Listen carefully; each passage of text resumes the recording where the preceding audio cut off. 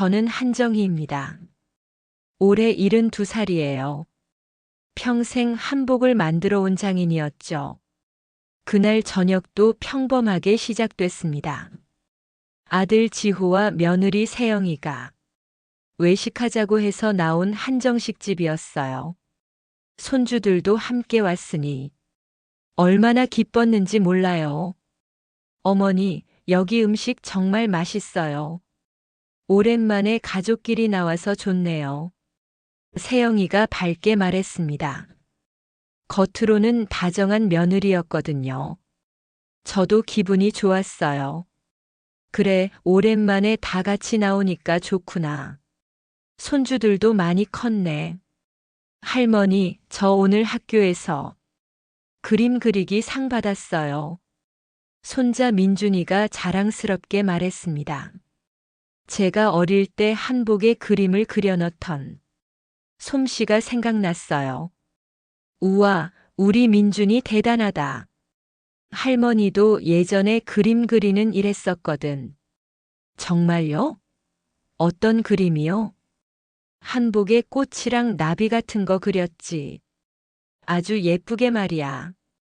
그때 세영이가 끼어들었습니다. 어머니는 정말 대단하신 것 같아요.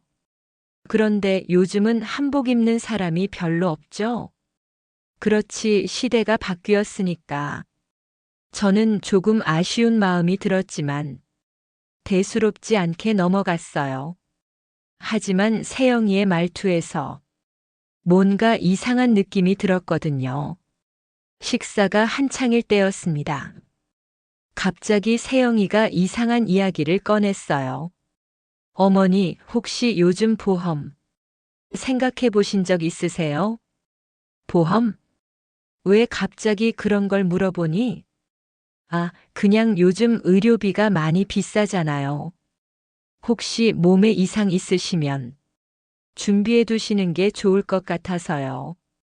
아직 건강하다. 그런 거 별로 안 좋아해. 그런데 세영이가 계속 물어봤어요. 그리고 혹시 집 문제는 어떻게 생각하세요? 나중에 관리가 힘드시지 않을까요? 무슨 뜻이니? 아, 아니에요. 그냥 걱정되어서요. 저는 점점 불편해졌습니다. 왜 이런 이야기를 자꾸 하는 걸까요? 보험의 집 이야기까지. 아들 지호는 아무 말도 안 했어요. 그냥 조용히 밥만 먹고 있었죠. 그때 손녀 지은이가 말했습니다. 할머니, 우리 집 정말 넓어요. 제 친구들이 와서 놀면 좋겠어요. 지은이 말에 세영이가 대답했습니다.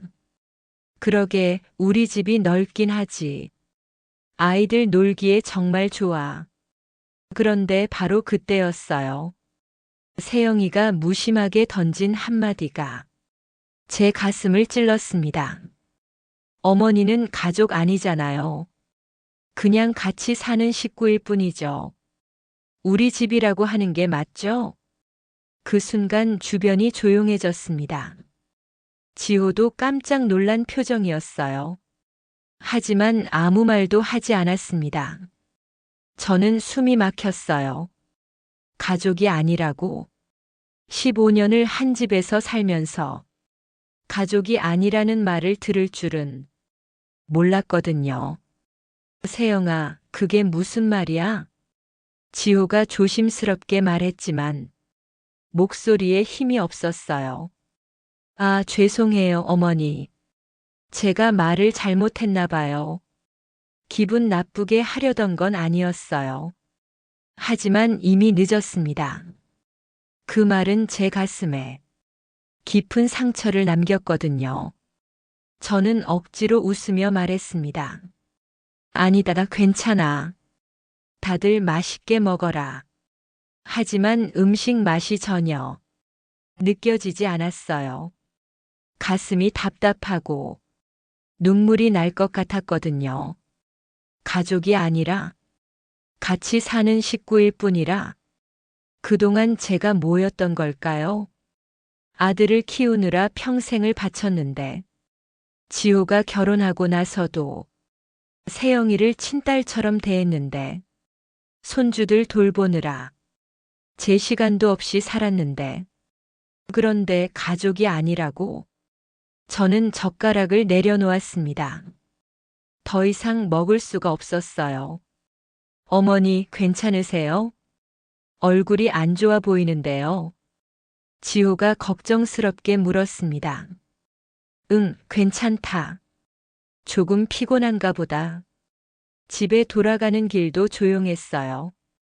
세영이는 아무렇지 않은 듯 아이들과 이야기했고, 지호는 운전에만 집중했습니다. 저만 혼자 창밖을 바라보며 생각에 잠겼어요. 정말 저는 가족이 아닌 걸까? 그냥 같이 사는 식구일 뿐일까? 집에 도착해서도 그 말이 머릿속에서 떠나지 않았습니다. 20년 전 남편이 돌아가시고 나서 저는 아들 하나만 바라보고 살았어요. 지호가 결혼할 때도 세영이를 진짜 딸처럼 받아들였죠. 아이들이 태어났을 때는 제 손으로 직접 키웠습니다. 밤마다 잠 못 자면서 업어주고 달래주고. 그런데 가족이 아니래요. 그날 밤 잠자리에 누워서도 계속 그 생각만 났습니다. 혹시 정말 제가 착각하고 있었던 걸까? 혹시 세영이 속마음은 처음부터 그랬던 걸까? 아니면 지호도 같은 생각인 걸까? 그래서 아무 말도 안 했던 걸까? 저는 천장을 바라보며 한숨을 쉬었습니다. 평생 한복을 만들면서 실 한 올 한 올 정성스럽게 꿰맸는데, 가족이라는 실도 그렇게 엮어왔다고 생각했는데, 그런데 그게 다 착각이었던 걸까? 그 일이 있고 며칠이 지났습니다. 하지만 세영이의 그 말은 계속 제 마음에 가시처럼 박혀 있었어요. 가족이 아니라는 말 말이에요. 아침마다 밥을 차려주고 손주들 학교 보낼 준비를 해줘도 뭔가 어색한 기분이 들었습니다. 정말 저는 가족이 아닌 걸까? 그날도 평범한 하루였어요. 세영이가 빨래를 널면서 갑자기 저를 불렀습니다. 어머니, 잠깐 이야기 좀 할까요? 뭔 이야기니? 아이들이 점점 크잖아요. 특히 민준이가 이제 중학생이 되니까 공부방이 필요할 것 같아서요. 그래서 어머니 방이 제일 크시잖아요.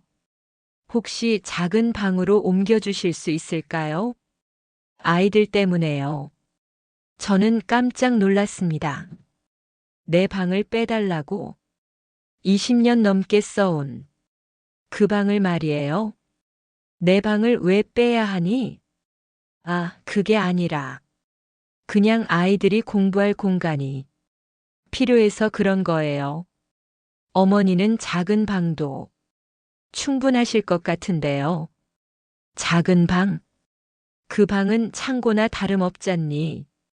정리하면 괜찮을 거예요. 어머니께서 쓰시는 물건도 별로 많지 않으시고요. 저는 가슴이 답답해졌어요. 별로 많지 않다니? 제가 평생 모아온 것들이 그렇게 하찮게 보이나요? 그리고 지호는 뭐라고 하니? 아직 말 안 했어요. 어머니께서 괜찮다고 하시면 그때 말씀드리려고요. 결국 제 의견은 중요하지 않고 지호한테는 나중에 말한다는 거네요. 이미 다 정해놓고 저한테만 통보하는 거잖아요. 잠깐 생각해 볼게. 네, 천천히 생각해 보세요. 급한 건 아니니까요. 하지만 세영이의 표정에서는 이미 결정된 일이라는 게 느껴졌어요. 그날 저녁 지호가 퇴근하고 나서 세영이가 바로 이야기했습니다. 여보, 엄마한테 말씀드렸는데 민준이 공부방 때문에 방 좀 바꾸시면 어떨까 해서. 아, 그래? 엄마는 뭐라고 하셨어? 아직 생각 중이시래요. 지호가 저를 바라봤습니다. 엄마 어떻게 생각하세요? 민준이도 이제 크니까 공부할 공간이 필요하긴 하네요. 저는 허탈했어요. 아들마저 이미 세영이 편에 서 있는 거였어요. 그래, 알겠다. 작은 방으로 옮길게. 정말요? 감사해요, 어머니. 세영이가 기뻐하는 모습을 보니 더욱 마음이 쓸쓸해졌습니다. 그날 밤 제 방에서 짐을 정리하기 시작했어요. 20년 넘게 살았던 공간을 떠나야 한다니 옷장 깊숙한 곳에서 오래된 앨범 하나를 꺼냈습니다. 제가 한복 만드는 일을 하던 시절에 사진들이 들어 있었어요. 첫 번째 사진은 제가 30살 때 찍은 거였습니다. 한복 공방에서 바느질하는 모습이었어요. 그때는 정말 바빴습니다. 전국에서 주문이 들어왔거든요. 특히 결혼식이나 돌잔치 때 입을 한복을 찾는 사람들이 많았어요. 명절 때는 밤새워 일했습니다. 한 벌 한 벌 정성껏 만들면서 정말 뿌듯했었는데 다음 페이지에는 상장들이 붙어 있었어요. 전국 한복 기능 대회에서 받은 상들이었습니다. 금상, 은상, 대상까지 정말 자랑스러웠던 시절이었어요. 사람들이 제 이름을 알고 찾아올 정도였거든요. 한정혜 선생님이 만든 한복은 정말 예술이에요. 그런 말을 들을 때마다 얼마나 기뻤는지 몰라요. 그런데 지금은 뭔가요? 손주들 공부방 때문에 제 방도 빼야 하고 가족도 아니라고 하고 저는 사진을 한 장 한 장 넘겨봤습니다. 젊은 시절의 제 모습이 지금과는 너무 달랐어요. 그때는 당당했습니다. 제 기술에 자부심이 있었고 사람들한테 인정받는 전문가였거든요. 하지만 지금은 집에서조차 존재감 없는 늙은 할머니일 뿐이에요. 아니, 가족도 아니라고 하니까 그냥 같이 사는 사람일 뿐이겠죠. 마지막 페이지에는 제가 마지막으로 만든 한복 사진이 있었습니다. 지호가 결혼할 때 세영이를 위해 만든 한복이었어요. 정말 정성껏 만들었습니다. 며느리가 예뻐 보이라고 최고급 비단을 사서 밤새워 수놓았거든요. 세영이도 그때는 좋아했어요. 어머니가 직접 만들어주신 한복이라고 자랑스러워 했었는데, 그런데 지금은 저를 가족이 아니라고 하네요.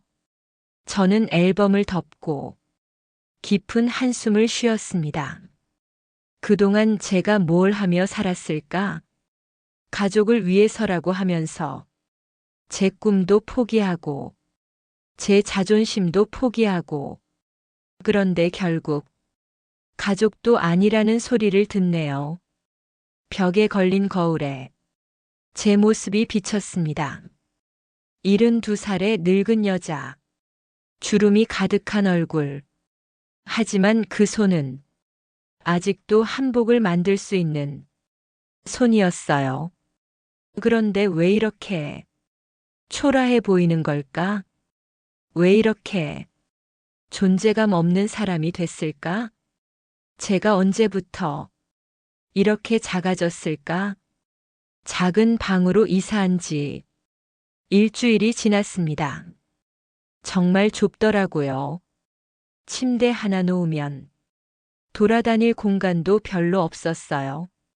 그래도 참았습니다. 손주들을 위한 일이니까.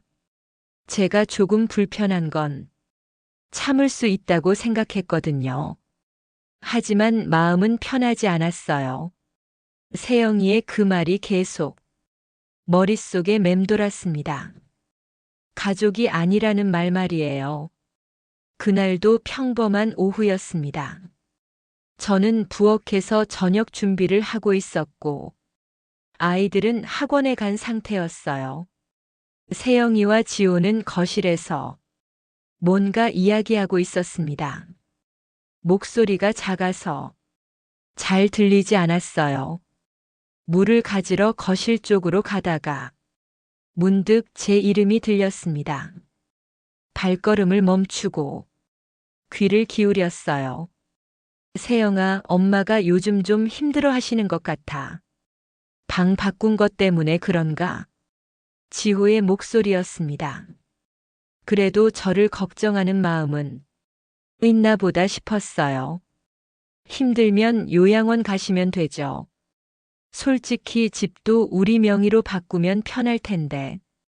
세영이의 대답에 저는 깜짝 놀랐습니다. 요양원이라고? 집 명의를 바꾸자고? 그게 무슨 말이야? 엄마가 뭘 잘못했다고? 응, 잘못했다는 게 아니라 현실적으로 생각해봐요. 어머니 나이도 많으시고 혼자 계시기엔 위험하잖아요. 저는 숨을 죽이고 들었습니다. 제가 위험하다고? 아직 멀쩡한데요? 그리고 집 문제도 그래요. 지금 어머니 명의로 되어 있으니까 나중에 상속세도 문제고 관리도 복잡하잖아요. 상속세? 벌써 제가 죽은 다음 일을 계산하고 있는 거예요? 하지만 엄마는 이 집을 무척 아끼시잖아. 아버지랑 같이 산 추억도 있고 그런 건 추억으로 간직하시면 되죠. 어차피 우리가 관리해야 할 집인데 명의만 바꾸는 거예요. 저는 가슴이 철렁했습니다. 제가 평생 모아서 산 집을 그냥 넘기라는 소리였어요. 그런데 엄마께서 동의하실까? 처음에는 안 하시겠죠. 하지만 시간이 지나면 현실적으로 생각하게 되실 거예요. 어떻게 그렇게 확신하니? 요양원 얘기만 몇 번 해도 금방 마음 바뀌실걸요. 혼자 사는 게 얼마나 무서운지 깨달으시면 알아서 하실 거예요. 저는 온몸이 떨렸습니다. 이게 정말 제가 아는 세영이의 목소리인가요? 그동안 다정한 며느리인 줄 알았는데 속으로는 이런 계산을 하고 있었던 거예요. 그리고 어머니도 나이 드시면 치매 같은 것도 올 수 있잖아요.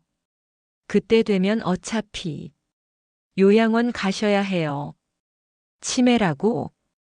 제가 치매에 걸릴 거라고 미리 단정하는 거예요? 그럼 우리가 돌볼 수 있어?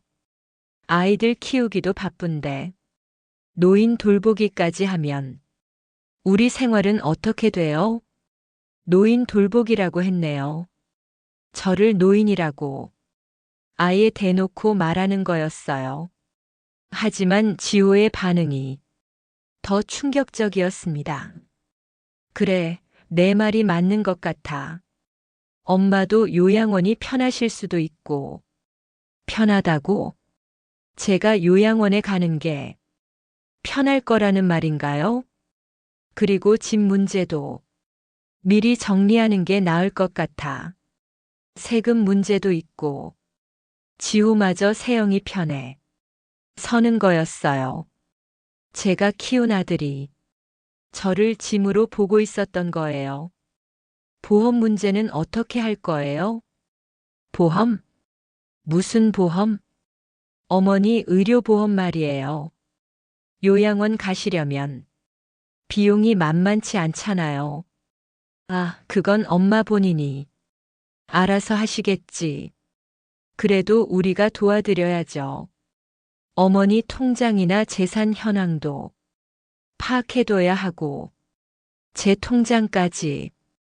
파악하겠다는 소리네요. 정말 제가 뭐가 됐는지 확인하려는 거였어요. 저는 더 이상 들을 수 없어서 조용히 부엌으로 돌아갔습니다. 가슴이 너무 아팠거든요. 싱크대에 손을 짚고 한참을 서 있었어요. 눈물이 나려고 했지만 참았습니다. 그동안 제가 뭐였던 걸까요? 20년 넘게 함께 살면서 저를 이렇게 생각하고 있었던 거예요. 짐이고 부담이고 빨리 요양원에 보내고 싶은 골치 아픈 존재였던 거예요. 그리고 제 집도 당연히 자기들 거라고 생각하고 제 재산도 자기들이 관리해야 할 것으로 여기고 저는 그저 빨리 사라져야 할 불편한 존재였던 거예요. 그래, 가족이 아니라고 했지. 같이 사는 식구일 뿐이라고. 이제야 그 말의 의미를 제대로 알겠더라고요. 정말 저는 가족이 아니었어요. 그냥 불편한 동거인이었던 거죠. 한복 만들던 시절에 저는 어디로 간 걸까요? 자존심 있고 당당했던 그 한정이는 어디 갔을까요? 언제부터 이렇게 초라한 존재가 됐을까요? 언제부터 이렇게 투명 인간처럼 살게 됐을까요? 저는 찬물로 얼굴을 씻었습니다. 거울에 비친 제 모습이 너무 처량해 보였어요. 하지만 그 순간 마음속에서 뭔가 꿈틀거리는 게 느껴졌습니다. 화가 났어요. 정말 오랜만에 느끼는 분노였습니다. 이렇게 당할 수는 없다. 이렇게 무시당할 수는 없어. 저도 사람이에요. 존중받을 권리가 있어요. 제사장 마이너스 집을 팔기로 결심하다. 그 대화를 들은 다음 날부터 저는 완전히 달라졌습니다. 세영이와 지호를 보는 눈이 완전히 바뀌어 버렸어요. 아침에 밥상을 차려줘도 감사하다는 말 한마디 없고 당연하다는 듯 받아먹더라고요. 점심때 전화해서 집에 언제 오냐고 물어봐도 귀찮다는 투로 대답하고 저녁에 같이 앉아서 밥 먹을 때도 서로 눈치만 보면서 저는 없는 사람 취급하고 정말 저는 투명인간이었어요. 아니, 그것보다 못한 짐덩어리였던 거죠. 그러던 어느 날 오후였습니다.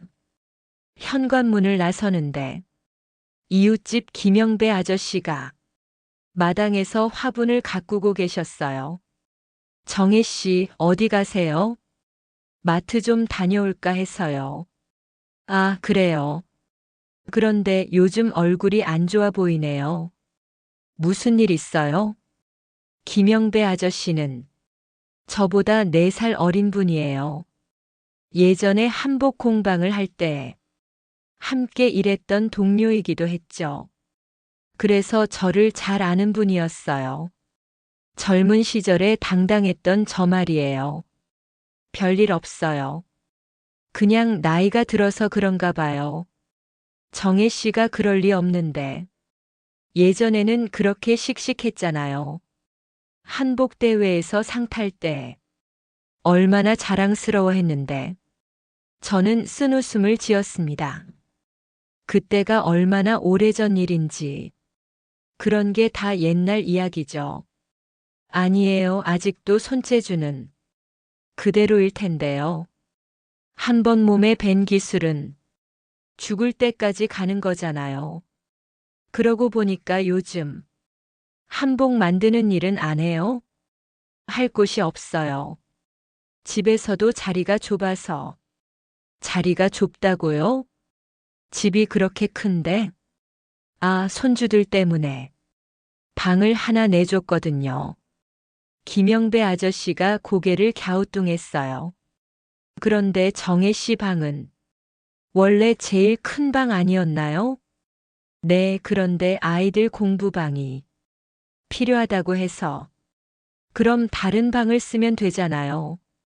굳이 정혜 씨 방을 며느리가 그렇게 하자고 해서요. 아저씨의 표정이 조금 굳어졌어요.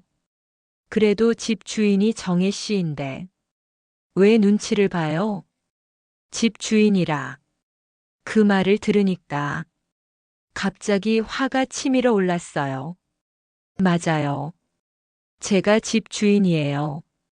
제 돈으로 산 집이고, 제 이름으로 등기도 되어 있고, 그런데 왜 제가 눈치를 보고 있을까요? 왜 제 집에서 제가 초라하게 살고 있을까요? 정혜 씨, 무슨 일이에요? 갑자기 왜 이래요? 저는 그동안 참았던 이야기를 쏟아놓기 시작했습니다. 김영배 아저씨, 저 정말 힘들어요. 며느리가 저를 가족이 아니래요. 그냥 같이 사는 식구일 뿐이래요. 뭐라고요? 아들도 마찬가지예요. 저를 요양원에 보내려고 하고, 집 명의도 자기들로 바꾸려고 하고, 김영배 아저씨가 깜짝 놀랐어요. 정말 그런 소리를 했어요? 네, 제가 직접 들었어요. 숨어서 들었는데, 정말 충격적이었어요. 그렇게 키운 아들이? 그래서 요즘 너무 속상해요. 제가 뭘 잘못했나 싶기도 하고, 정말 짐이 되는 건가 싶기도 하고, 김영배 아저씨가 진지한 표정으로 말했습니다. 정혜 씨, 잘 들어봐요. 이 집 당신 돈으로 산 거 맞죠? 네, 맞아요. 한복 공방으로 번 돈이랑 남편 보험금으로 샀어요. 그럼 당신 집이에요. 아들이나 며느리 집이 아니라 당신 집이라고요. 말은 그렇지만 말이 아니라 사실이에요. 법적으로도 당신 소유고 도덕적으로도 당신 거예요. 그런데 왜 눈치를 봐요? 왜 자신의 집에서 투명인간처럼 살아요? 저는 할 말이 없었어요. 정말 왜 그러고 있었을까요? 정혜 씨, 이제는 좀 자신을 위해 살아야 하지 않겠어요? 자신을 위해서요? 그래요. 평생 아들을 위해 살았잖아요. 남편 죽고 나서도 아들 뒷바라지 하느라 자신은 뒷전으로 밀어놓고 이제는 정혜 씨를 위해 살 때가 됐어요. 하지만 가족인데 가족이 그런 식으로 대해요? 가족이라면 서로 존중해야죠. 일방적으로 희생만 강요하는 게 가족인가요? 김영배 아저씨의 말이 가슴에 깊이 박혔어요. 생각해 보세요.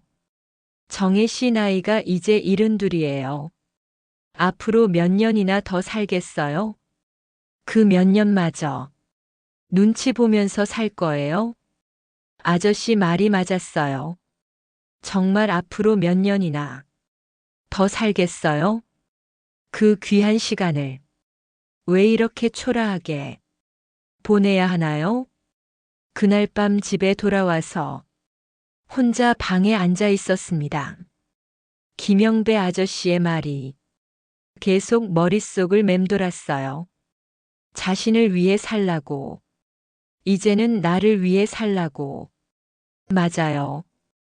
이제는 제가 제 인생의 주인공이 되어야 해요. 저는 서랍을 열어서 통장들을 꺼냈습니다. 평생 모은 돈이 들어있는 소중한 통장들이었어요. 한복 공방으로 번 돈, 남편 보험금, 매달 모은 적금. 생각보다 꽤 많았어요. 혼자 살기에는 충분한 금액이었습니다. 그리고 이 집도 있고, 이 집만 팔아도 여생을 편하게 살 수 있어요. 왜 이런 생각을 진작 못했을까요? 왜 이렇게 눈치 보면서 살고 있었을까요? 저는 결심했습니다. 그래, 이번만큼은 나를 위해 살 거야. 더 이상 눈치 보지 않을 거야. 더 이상 무시당하지 않을 거야. 이 집을 팔고 제가 원하는 곳에서 제가 원하는 대로 살 거예요. 다음 날 아침 일찍 부동산에 전화를 걸었습니다. 여보세요, 집 좀 내놓고 싶은데요. 부동산에 집을 내놓은 지 사흘 만에 연락이 왔습니다. 급매로 내놓아서 그런지 금방 관심 있는 분이 나타났어요. 정혜 씨, 보러 오신 분이 매우 마음에 들어 하세요. 계약하고 싶다고 하는데 어떻게 할까요? 정말요? 그럼 계약해 주세요. 이렇게 빨리 팔릴 줄은 몰랐거든요. 뭔가 운명 같다는 생각이 들었어요. 계약금은 언제 받을 수 있나요? 내일 오전에 받을 수 있어요. 잔금은 한 달 후에 치르기로 했고요. 한 달이면 충분했습니다. 그동안 새로 살 집도 구하고 이사 준비도 할 수 있으니까요. 집에 돌아와서 마음이 두근거렸어요. 정말 제 인생이 바뀌는 순간이었거든요. 하지만 아직 아들 가족한테는 말할 수 없었어요. 갑자기 이야기하면 말리려고 할 게 뻔했으니까요. 그날부터 저는 조금씩 짐을 정리하기 시작했습니다. 아무도 모르게 조심스럽게 말이에요. 제일 먼저 정리한 건 한복 만들 때 쓰던 도구들이었어요. 바늘, 가위, 자, 골무까지 하나하나 소중한 것들이었죠. 특히 어머니한테서 물려받은 음바늘은 정말 아끼는 거였어요. 50년 넘게 함께 해온 소중한 동반자였거든요. 바늘을 만지고 있으니 옛날 생각이 났습니다. 새벽부터 밤늦게까지 바느질 하던 시절 말이에요. 그때는 힘들었지만 정말 보람 있었어요. 제 손으로 만든 한복을 입고 기뻐하는 사람들을 보면 얼마나 뿌듯했는지 몰라요. 특히 신부 한복을 만들어줄 때는 정말 정성을 다했습니다. 평생 한 번 입을 옷이니까 최고로 예쁘게 만들어주고 싶었거든요. 색동저고리를 만들 때도 색깔 하나하나 신경 써서 정말 예쁘게 맞춰줬어요. 그런 기억들을 떠올리니 가슴이 뜨거워졌습니다. 나도 한때는 전문가였구나. 나도 한때는 인정받는 기술자였구나. 한복 원단들도 하나씩 꺼내봤어요. 비단, 모시, 300까지. 정말 고급 원단들이었습니다. 이 원단들로 얼마나 많은 한복을 만들었을까요? 이 원단들에는 제 인생이 고스란히 들어있어요. 조심스럽게 박스에 담으면서 마음이 설레기 시작했어요. 새로운 곳에 가서 다시 한복을 만들어 볼까? 나이가 72이지만 손재주는 아직 살아있거든요. 충분히 할 수 있을 것 같았어요. 다음 날 아침에는 옷들을 정리했습니다. 평소에 입던 옷들도 있었지만 특별한 옷들도 있었어요.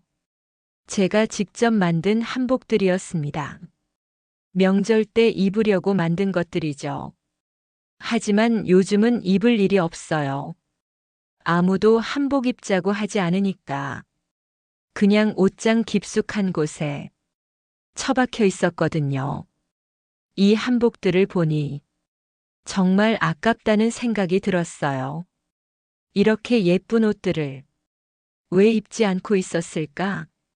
새로운 곳에 가면 이 한복들을 입고 다닐 거예요. 나이가 많다고 해서 왜 예쁘게 입으면 안 되나요? 점심시간에는 컴퓨터로 새로 살 집을 찾아봤어요. 울진 쪽 바닷가 근처에 작은 집들이 많더라고요. 바다가 보이는 집, 정원이 있는 집, 조용하고 평화로운 집들. 사진만 봐도 마음이 편해졌어요. 그런 곳에서 살면 얼마나 좋을까? 아침에 일어나서 바다를 바라보며 커피 한 잔 마시고 정원에서 꽃들을 가꾸고 그리고 작은 방 하나에 한복 공방을 차려놓고 취미로 한복도 만들어 보고 생각만 해도 설렜어요. 정말 오랜만에 느끼는 행복한 상상이었거든요. 그 중에서 마음에 드는 집 하나를 찾았습니다. 바다가 보이는 작은 전원주택이었어요. 방 3개의 거실, 부엌, 그리고 작은 정원까지. 사진을 보니까 정말 살고 싶더라고요. 여기서 새로운 인생을 시작하고 싶었어요. 바로 전화를 걸었습니다. 여보세요, 부동산이죠? 홈페이지에서 본 집 있는데 구경하러 가도 될까요? 언제 오실 수 있으세요? 내일 당장이라도 갈 수 있어요. 다음 날 새벽 첫 차를 타고 울진으로 갔습니다. 3시간 정도 걸렸는데 전혀 멀게 느껴지지 않았어요. 오히려 서울에서 멀어질수록 마음이 가벼워지는 게 느껴졌습니다. 울진에 도착해서 그 집을 보니 사진보다 훨씬 좋았어요. 정말 아담하고 예쁜 집이었거든요. 특히 거실에서 보이는 바다 풍경이 정말 장관이었습니다. 이런 곳에서 살 수 있다니.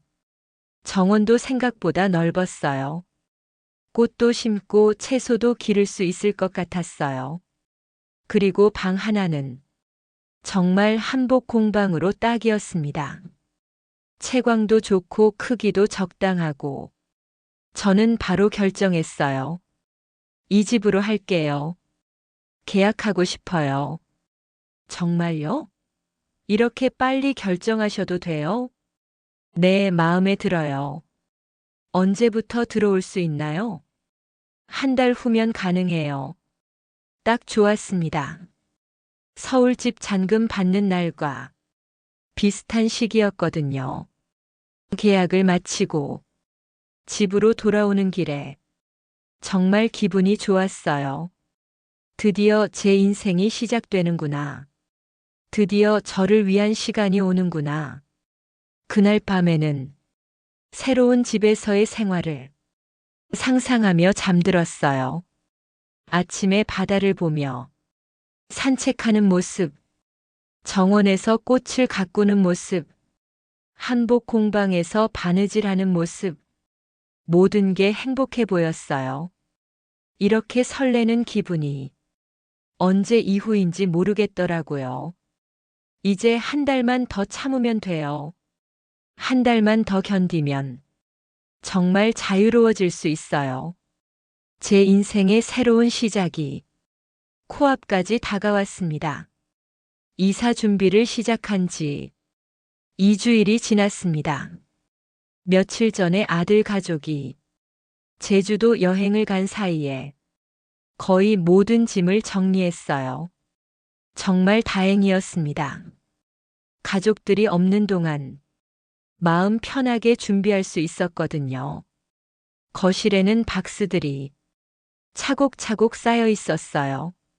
한복 도구들이 들어간 박스, 옷가지들이 들어간 박스, 추억이 담긴 사진들과 앨범들, 하나하나 정리하면서 정말 많은 추억들이 떠올랐습니다. 이 집에서 보낸 20년의 세월이 모두 이 박스들 안에 들어있는 것 같았어요. 하지만 아쉽지는 않았습니다. 오히려 홀가분한 기분이었어요. 이제 새로운 시작이니까 계약금도 받았고 새집 계약도 끝났으니 이제 정말 한 달만 더 기다리면 돼요. 그런데 문제는 아들 가족한테 언제 말하느냐였습니다. 오늘 여행에서 돌아올 예정인데 어떻게 설명해야 할까요? 사실대로 말하는 수밖에 없겠죠. 더 이상 숨길 수도 없고, 박스들이 이렇게 많은데, 뭐라고 둘러댈 수도 없어요. 오후 5시쯤, 현관문이 열리는 소리가 났습니다. 다녀왔습니다. 지호의 목소리였어요. 아이들 웃음소리도 들렸습니다. 할머니, 저희 왔어요. 선물 사왔어요. 손주들이 뛰어들어오면서 거실로 향했는데 갑자기 발걸음이 멈췄어요. 이 박스들이 뭐예요? 민준이가 의아해하며 물었습니다. 그때 세영이가 거실로 들어왔어요. 캐리어를 끌고 오다가 박스들을 보고 멈춰 섰습니다. 어머니, 이 박스들이 뭐예요? 이렇게 많이 왜? 저는 부엌에서 나와서 담담하게 대답했습니다. 이사 가려고 짐 쌌어. 뭐라고요? 세영이의 목소리가 한 톤 올라갔어요. 이사요? 지호도 캐리어를 놓고 어리둥절한 표정으로 저를 바라봤습니다. 엄마, 무슨 말씀이세요? 갑자기 이사가 무슨? 갑자기가 아냐. 한 달 전부터 준비했어. 한 달 전부터요? 저희한테 말도 안 하시고요? 세영이의 목소리에 당황함이 섞여 있었어요. 말해봤자 말리려고 할 거잖아. 그래서 먼저 정리하고 말하는 거야. 그런데 어디로 이사 가시려고요? 울진으로 갈 거야. 바닷가 근처에 작은 집 하나 샀어. 바닷가요? 그렇게 멀리요? 지호가 놀란 목소리로 물었습니다. 멀어도 상관없어. 혼자 살 거니까. 혼자 살다니. 무슨 말씀이세요? 그때 세영이가 갑자기 박스들을 이리저리 보더니 날카로운 목소리로 물었어요. 잠깐, 설마 이 집을 팔았다는 말씀은 아니죠? 팔았어. 뭐라고요? 이 집 팔았다고. 벌써 계약도 끝났어. 세영이의 얼굴이 새하얗게 됐어요. 집을 팔았다고요? 저희는 어떻게 해요? 저희는 어디서 살라고요? 저는 세영이를 똑바로 쳐다봤습니다. 너희는 왜 내가 책임져야 하니? 나는 가족이 아니라며?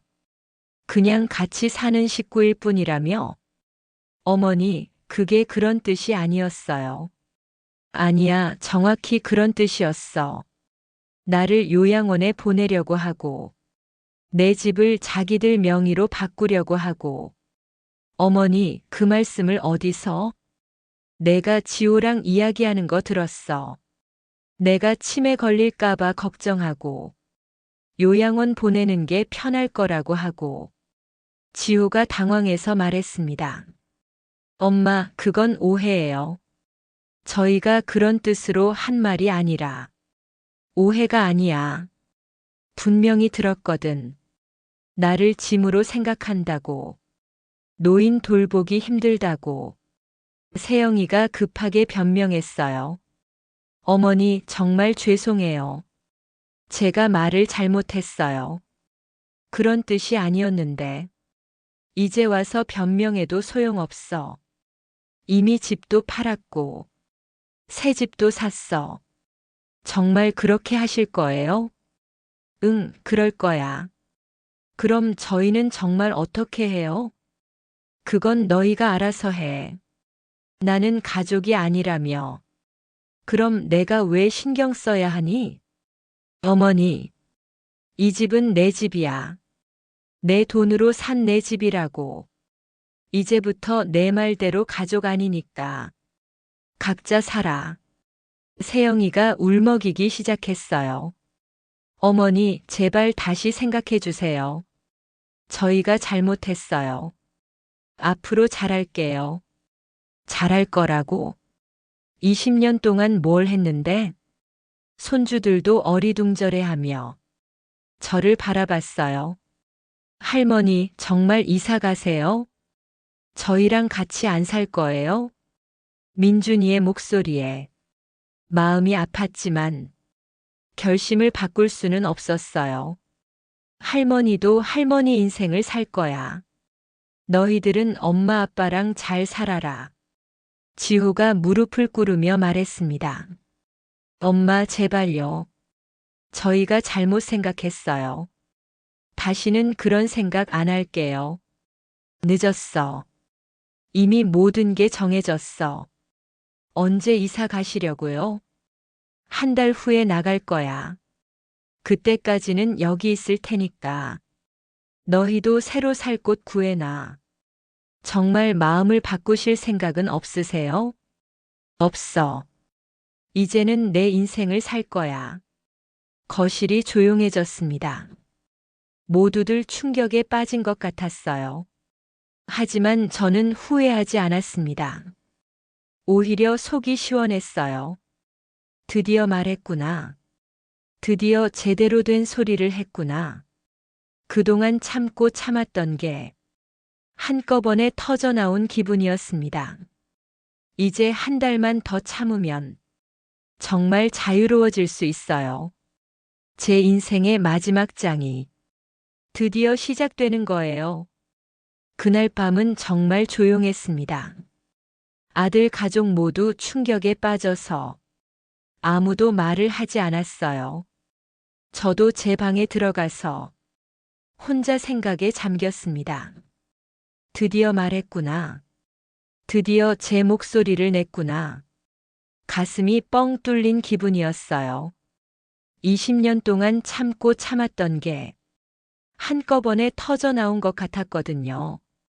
다음 날 아침부터 지호와 세영이가 번갈아 가면서 제게 사과했습니다. 엄마, 정말 죄송해요. 저희가 정신이 나갔었어요. 어머니, 제발 한 번만 기회를 주세요. 하지만 저는 마음을 바꾸지 않았어요. 이미 늦었거든요. 사과는 됐어. 나를 가족 취급 안 한 건 너희잖아. 어머니, 저희가 정말 잘못 생각했어요. 이제부터는 진짜 가족으로 모실게요. 진짜 가족? 그동안은 가짜 가족이었다는 소리네. 그런 뜻이 아니에요. 이미 너희 속마음을 봤어. 나를 짐으로 생각하고 빨리 치워버리고 싶어 하는 거. 지호가 무릎을 꿇고 울었습니다. 엄마, 제발요. 저희 어디 가서 살아요? 아이들 학교는 어떻게 하고? 그건 너희가 알아서 해야지.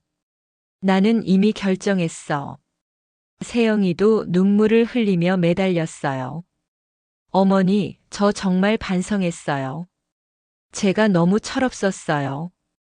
이제부터는 정말 효부가 될게요. 효부? 이제 와서 효부? 정말이에요. 어머니 말씀 잘 듣고 모든 걸 어머니 뜻대로 할게요. 싫어. 이미 지쳤어. 며칠 동안 이런 일이 계속 반복됐습니다. 아침부터 밤까지 사과하고 매달리고. 하지만 제 마음은 이미 굳어 있었어요. 너무 늦었거든요. 그러던 어느 날 저녁이었습니다. 손주들이 제게 다가왔어요. 할머니, 정말 이사 가실 거예요? 민준이가 눈물을 글썽이며 물었습니다. 그래, 할머니는 가야 해. 왜요? 저희가 뭘 잘못했어요? 너희는 잘못한 게 없어. 어른들 문제야. 그럼 저희도 같이 가면 안 돼요?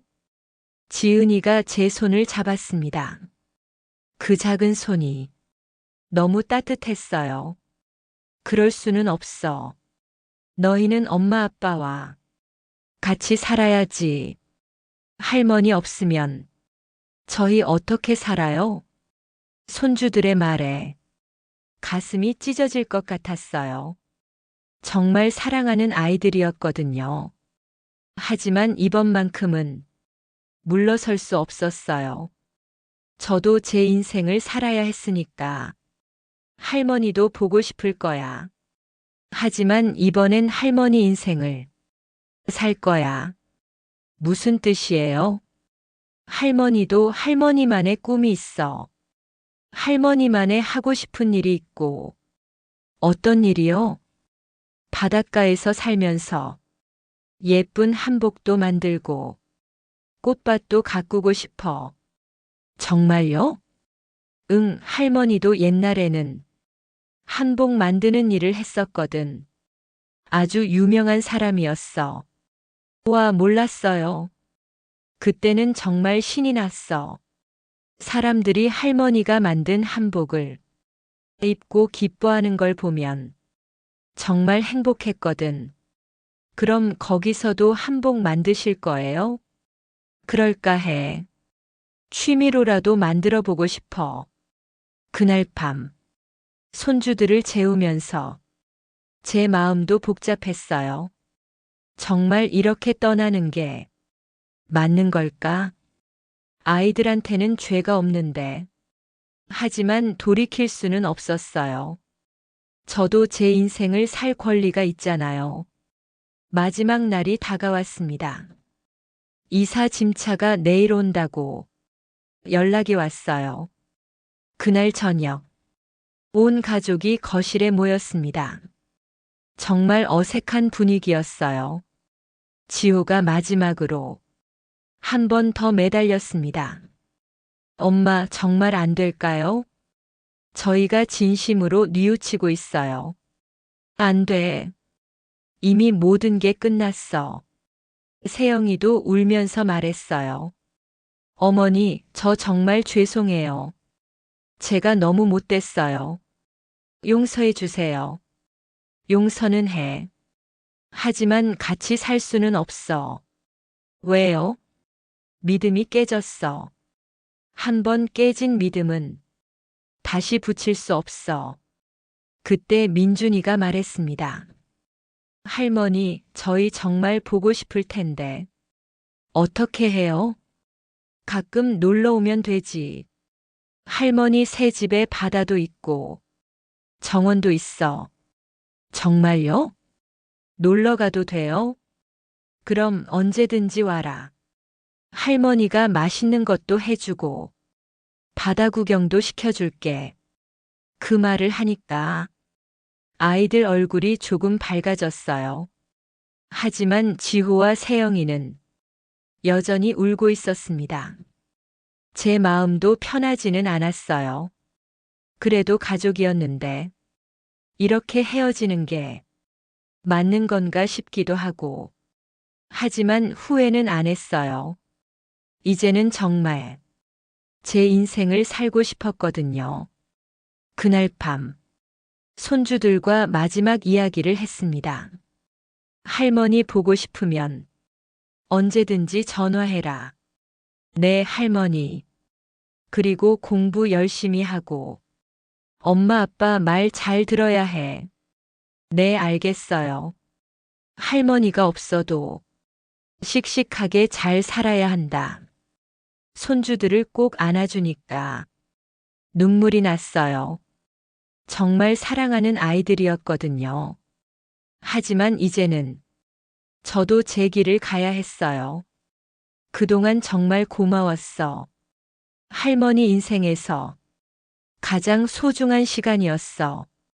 울진에 도착한 첫날 아침, 창문을 열자마자 시원한 바닷바람이 얼굴을 스쳤습니다.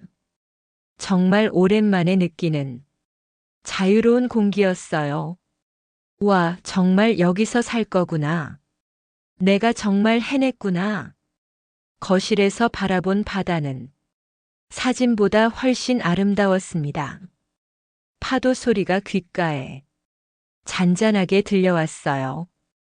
이제야 내 이름으로 산다. 진짜 한정이로 산다. 그동안 저는 누구였을까요? 지호 엄마, 민준이 할머니, 세영이 시어머니. 항상 누군가의 그림자로만 살아왔던 것 같아요. 하지만 이제는 달라요. 이제는 그냥 한정희예요. 72살 한정희. 한복장인 한정희. 첫 일주일은 정말 바빴습니다. 집 정리하고 생활용품 사고, 동네 구경도 하고, 특히 작은 방을 한복 공방으로 만드는 일이 가장 즐거웠어요. 예전에 쓰던 바느질 도구들을 하나하나 꺼내서 정리하니까 마치 오랜 친구를 다시 만난 기분이었습니다. 음바늘도 골무도 가위도 모두 그대로였어요. 제 손에 딱 맞는 소중한 도구들이었죠. 바느질 상도 창가에 놓고 원단들도 예쁘게 정리하니까 정말 근사한 공방이 됐어요. 이제 다시 한복을 만들어 볼까? 손으로 바늘을 잡으니까 근육이 기억하더라고요. 72살이지만 손재주는 그대로였습니다. 며칠 후에는 동네 이웃들과 인사를 나눴어요. 안녕하세요. 새로 이사 온 한정희입니다. 아, 그래요? 저는 최경희예요. 옆집에 살아요. 반가워요. 앞으로 잘 부탁해요. 경희 씨는 저보다 5살 어린 분이었는데 정말 활기찬 분이었어요. 정희 씨는 어디서 오셨어요? 서울에서 왔어요. 서울요? 그렇게 멀리서? 혹시 자식들 때문에 쫓겨나신 건 아니죠? 아, 그런 건 아니고 그냥 조용한 곳에서 살고 싶어서요. 경희 씨가 웃으면서 말했어요. 그래도 여기 오시길 잘했어요. 우리 동네 사람들 다 좋거든요. 금방 적응하실 거예요. 고마워요. 그리고 혹시 심심하시면 경로당에도 나오세요. 매일 모여서 이야기하고 운동도 하거든요. 경로당이 있어요? 네, 바로 저기 보이는 노란 건물이에요. 내일 한번 나와 보세요. 그 다음 날 경로당에 처음 갔을 때 정말 많은 분들이 계셨어요. 새로 오신 분이네. 어서 와요. 인사 나누고 이야기하다 보니 금방 친해졌어요. 모두들 정말 따뜻한 분들이었습니다. 특히 김영배 아저씨와 비슷한 분이 계셨어요. 역시 한복 일을 해봤다는 박철수 할아버지였습니다. 정희 씨도 한복 일을 하셨다고요? 네, 50년 가까이 했어요. 오, 그럼 대단한 실력자시겠네. 우리 동네에 한복 전문가가 오셨구나. 그런 말씀 들으니까 가슴이 뿌듯했어요. 오랜만에 인정받는 기분이었거든요.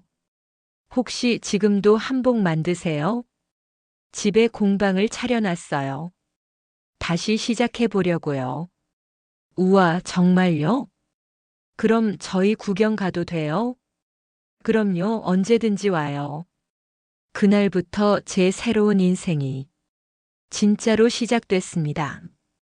아침에 일어나면 바다를 바라보며 커피 한 잔, 정원에서 꽃들 물 주고, 오후에는 한복 공방에서 바느질, 저녁에는 이웃들과 산책하며 이야기 나누고, 정말 평화로운 하루하루였어요. 이렇게 행복한 기분이 언제 이후인지 모르겠더라고요. 한 달쯤 지났을 때 손주들한테서 편지가 왔어요. 할머니, 안녕하세요. 저희는 잘 지내고 있어요. 할머니는 어떠세요? 민준이의 편지였습니다. 학교도 열심히 다니고 공부도 열심히 하고 있어요. 할머니가 없어서 조금 외롭지만 씩씩하게 살고 있어요. 편지를 읽으니까 마음이 짠했어요. 아이들이 보고 싶긴 했거든요.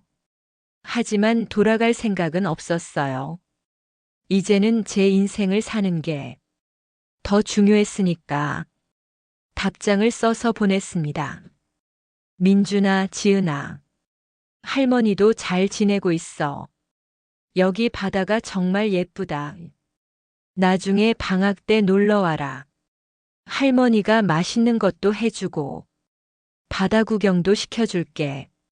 몇 달이 더 지나자 정말 새로운 사람이 된 기분이었어요. 한복도 몇 벌 만들었고 정원에는 꽃들이 활짝 피었고 이웃들과도 정말 친해졌어요. 특히 경로당 분들과 함께 한복 만들기 교실도 열었습니다. 간단한 조끼나 치마 같은 걸 가르쳐 드렸어요. 정희 씨 덕분에 우리도 한복을 배우네. 가르쳐 주시는 솜씨가 정말 대단해요. 그런 말씀을 들을 때마다 가슴이 뿌듯했어요. 제가 다시 필요한 사람이 됐다는 기분이었거든요. 어느 날 저녁, 바다를 바라보며 앉아 있는데 문득 지난 일들이 생각났습니다. 정말 잘한 걸까? 너무 매정했던 건 아닐까? 하지만 곧 고개를 저었어요. 아니야, 잘한 거야. 나도 내 인생을 살 권리가 있어. 그때 경희 씨가 다가왔어요. 정희 씨, 무슨 생각해요? 그냥 옛날 생각 좀 했어. 혹시 서울 생각나세요? 조금은 나지. 하지만 후회는 안 해. 정희 씨 정말 용감하세요. 저는 그런 용기가 없을 것 같은데. 나이 들어서도 새로운 시작을 할 수 있다는 걸 깨달았어. 정말 멋져요. 저도 정희 씨처럼 살고 싶어요. 그날 밤 침대에 누우면서 창문 너머로 보이는 바다를 바라봤습니다. 별들이 바다에 반짝이고 파도 소리가 자장가처럼 들렸어요. 이제야 알겠어요. 행복이 뭔지, 자유가 뭔지, 나답게 산다는 게 뭔지. 72살에 새로운 인생을 시작했지만 전혀 늦지 않았어요. 오히려 이제야 진짜 제 인생이 시작된 기분이에요. 바닷바람이 창문으로 살며시 들어왔습니다. 따뜻하고 부드러운 바람이었어요. 내일은 또 어떤 하루가 기다리고 있을까요? 정말 기대됩니다. 이제 저는 한정희예요. 그 누구의 그림자가 아닌 온전한 나 자신, 한정희로 살아가고 있습니다. 그리고 그게 가장 행복한 일이에요.